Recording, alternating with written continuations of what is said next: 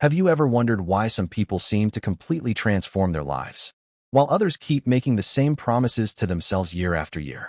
Why does one person build a successful business, become physically fit, save money, and keep learning, while another person knows exactly what they should do, but somehow never does it consistently? The difference isn't always intelligence. It isn't always talent. And it certainly isn't about having unlimited motivation. Very often, the difference comes down to something much smaller: habits. The tiny actions you repeat every day, the decisions you make when nobody is watching, the routines that feel almost insignificant in the moment, but become extremely powerful when repeated for months and years. In his book Atomic Habits, James Clear explores a simple but powerful idea. Small improvements, repeated consistently, can create extraordinary change. An atomic habit is tiny, almost ridiculously small, but tiny doesn't mean meaningless. A small action can become a pattern. A pattern can become a routine. A routine can shape your identity. And your identity can shape your life. So in this summary, we're going to explore the major ideas behind atomic habits. Why small changes matter. Why goals alone aren't enough. How habits actually work. How to build good habits. How to break bad ones. And how you can use these principles in your own life. Let's begin. Chapter 1. Small habits can create big results. Imagine two people. Both decide they want to improve their lives. The first person tries to change everything at once. They wake up at 5 a.m., start exercising, stop eating junk food, read an hour every day, work on a business, learn a new skill, track every dollar, and completely redesign their life overnight. For a few days, they feel unstoppable. Then reality happens. They're tired. Work gets stressful. Something unexpected comes up. The routine becomes difficult. Eventually, they miss one habit, then another, and soon, the entire plan disappears. The second person takes a different approach. They choose one small improvement. Maybe they read 5 pages every night. That's it. 5 pages. It doesn't sound impressive. But because it's easy, they keep doing it. After a few weeks, reading becomes normal. Then they increase it. 5 pages becomes 10. 10 becomes 20. Eventually, reading is simply part of their lifestyle. The difference between these two people isn't necessarily motivation. It's sustainability. The first person tried to create a completely new life immediately. The second person focused on creating a behavior they could actually repeat. This is one of the central ideas behind atomic habits. Small actions become powerful when they're repeated consistently. Think about compound interest. A small amount of money invested consistently can grow dramatically over time. Habits work in a similar way. One workout won't transform your body. One healthy meal won't transform your health. One book won't transform your knowledge. One saved dollar won't make you wealthy. But repeated actions accumulate. The challenge is that the results often aren't visible in the beginning. You might work out for 2 weeks and see almost no change. You might save money for a month and still feel far from your financial goal. You might read for 30 days and still not feel dramatically smarter. This can make you believe the habit isn't working. But progress is often happening beneath the surface. The important question isn't, did this tiny action change my life today? The better question is this action moving me in the right direction? Chapter 2. The problem with goals. Most people are obsessed with goals. Lose 20 pounds. Make $100,000. Get a promotion. Start a business. Read 50 books. Get straight A's. These goals can be useful, but goals have a major weakness. They tell you where you want to go, but they don't necessarily tell you how to get there. Imagine two people competing in a marathon. They both want to finish first. That's the goal. But the person who actually wins doesn't spend every second thinking about the finish line. They focus on the training system, their running schedule, their nutrition, their recovery, their sleep, their consistency. The goal is the destination. The system is the process. And your life works the same way. If you want to become financially successful, don't only focus on becoming rich. Build financial habits. Learn how money works. Control unnecessary spending. Save consistently. Invest responsibly. Increase your skills. Look for ways to increase your income. If you want to become fit, don't only focus on losing weight. Build a lifestyle that supports fitness. Exercise regularly. Eat better. Sleep well. Stay active. If you want to become a reader, don't obsess over reading 50 books this year. Build the habit of reading every day. This is an important shift. Instead of asking, what result do I want? Also ask, what system would naturally produce that result? Chapter 3. Identity-based habits. One of the most powerful ideas in Atomic Habits is the connection between habits and identity. Think about these two statements. I want to run a marathon, and I am a runner. The first statement describes a goal. The second describes an identity. Identity can influence behavior. If you see yourself as someone who values health, exercising becomes more natural. If you see yourself as someone who manages money responsibly, saving becomes easier. If you see yourself as someone who loves learning, reading becomes part of who you are. This means lasting change isn't only about changing what you do. It's also about changing how you see yourself.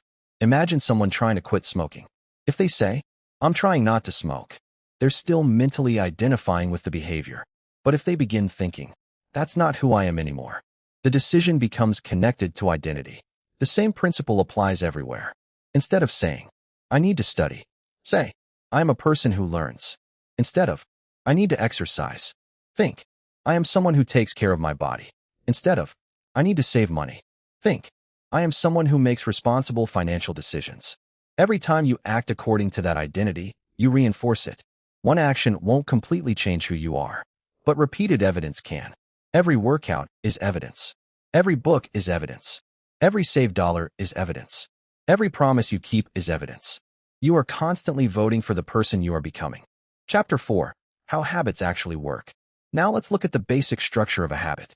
A habit can be understood as a cycle. First comes a cue. Something triggers your brain. Then comes a craving. You want a particular feeling or result. Then comes the response. You perform the behavior. Finally comes the reward. The reward teaches your brain that the behavior was useful. Think about checking your phone. You hear a notification. That's the cue. You become curious. That's the craving. You pick up your phone. That's the response. You see a message or interesting content. That's the reward. The more often this happens, the stronger the pattern can become. Now think about a positive habit. You place your running shoes beside the door. Seeing them becomes the cue. You feel ready to exercise. You put them on. You go for a walk. You finish and feel good. Over time, the sequence becomes easier. Understanding this cycle gives you a powerful advantage.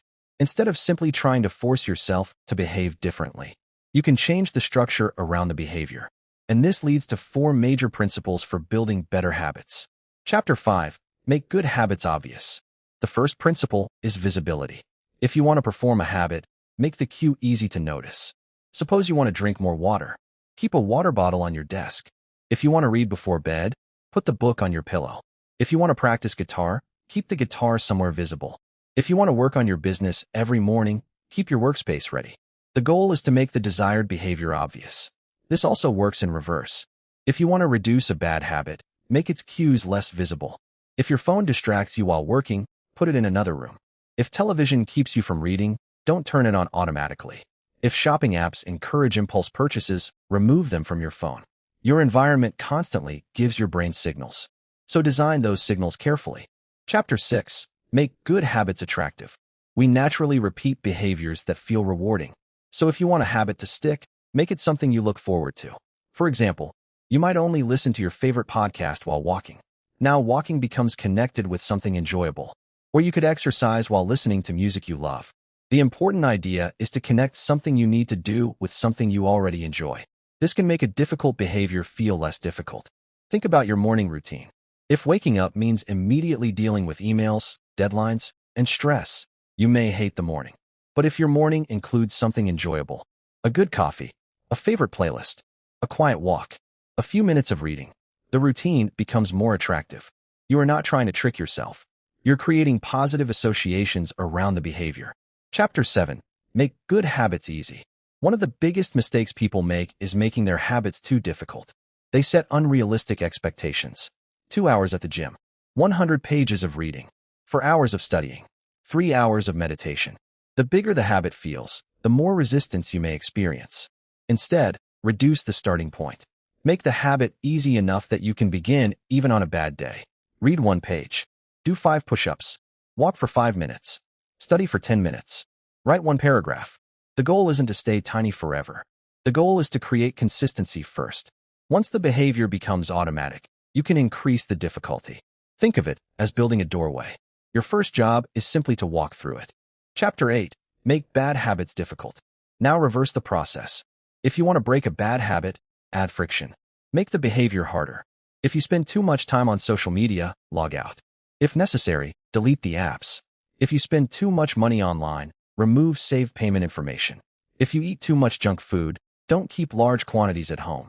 If your phone destroys your focus, keep it away from your workspace. The goal isn't necessarily to eliminate temptation completely. The goal is to create enough friction that automatic behavior becomes less automatic. Even a small barrier can create a moment of awareness, and that moment can give you a chance to choose differently. Chapter 9. Make good habits satisfying. We are more likely to repeat behaviors that feel rewarding. But there's a problem. Many good habits have delayed rewards. Exercise may take months to transform your body. Saving money may take years to create financial security. Studying may take months before you see major academic improvement. Bad habits often provide immediate rewards. Scrolling is entertaining now. Buying something feels exciting now. Eating junk food tastes good now. So how can you make good habits more satisfying? Create a visible sense of progress. Track your workouts. Track your reading. Track your savings. Use a calendar. Check off completed actions. The visual evidence can provide a small sense of reward. You're reminding yourself, I'm making progress. And that feeling can help reinforce the habit. Chapter 10. Habit tracking. Tracking can be extremely useful. Imagine you have a calendar. Every day you complete your habit. You mark it. After several days, you have a chain. The chain becomes motivating. You don't want to break it. But there's an important warning. Don't become obsessed with the tracking system itself. The goal is not to create the perfect spreadsheet. The goal is to build the behavior. Tracking is a tool. Use it to increase awareness and consistency. You miss a day, don't panic. One missed day doesn't erase your progress. The key is to return quickly. Chapter 11. Never miss twice. Everyone fails sometimes. You may miss a workout. You may eat poorly. You may waste an entire afternoon. You may overspend. You may skip your reading. That's life. The danger isn't one mistake. The danger is allowing one mistake to become a new routine. If you miss Monday's workout, get back on Tuesday. If you miss one day of reading, read the next day. If you make a bad purchase, learn from it and continue managing your money. The goal isn't perfection. The goal is recovery. A strong habit system includes the ability to restart. Chapter 12. Environment beats willpower. People often think successful people have extraordinary willpower. Sometimes they do have strong discipline. But another possibility is even more important. They may have designed their environment better. Imagine two people trying to eat healthy. Person A keeps candy, cookies, soda, and fast food at home. Person B keeps fruit, vegetables, protein, and healthy snacks easily available. Who has to use more willpower? Probably person A. Person B has made the desired choice easier. This is why environment matters. Your surroundings influence your behavior even when you're not consciously thinking about it. If you want better habits, don't only ask, how can I become more disciplined? Ask, how can I design my environment so the right choice becomes easier? That question can completely change your approach. Chapter 13. The 2-minute start. Sometimes the biggest obstacle is starting. You don't want to study because studying feels overwhelming.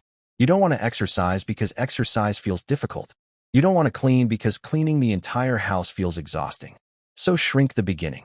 Tell yourself, I'll study for 2 minutes. I'll put on my workout clothes. I'll clean one surface.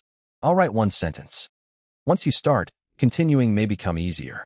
And even when you don't continue, you've reinforced the habit of starting. That's important, because consistency often begins with a very small action. Chapter 14. Why progress feels slow. One of the most frustrating parts of personal growth is that results often appear later than effort. You can work hard for weeks and see almost nothing. This can make you think, this isn't working. But imagine planting a seed. You water it. Nothing happens. You water it again. Still nothing. You might assume the water was wasted. But beneath the soil, something is happening. Roots are developing. Growth is occurring before you can see it. Your habits can work the same way. The early stages can feel invisible. Then eventually, the accumulated effort becomes visible. This is why patience matters. You can't always judge a process by its immediate results. Chapter 15. Apply these ideas to fitness. Let's make this practical. Suppose you want to become healthier.